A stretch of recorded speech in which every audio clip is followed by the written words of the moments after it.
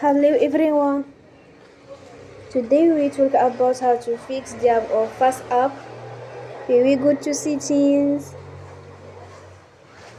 Then we click on apps.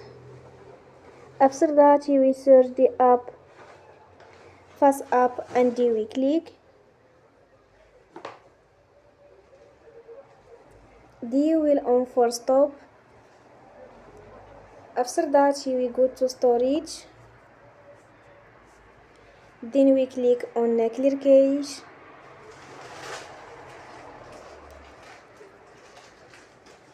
In the end, you will turn your Wi-Fi and you will turn again. Don't forget to support us by like and subscribe. See you next time and thank you for watching.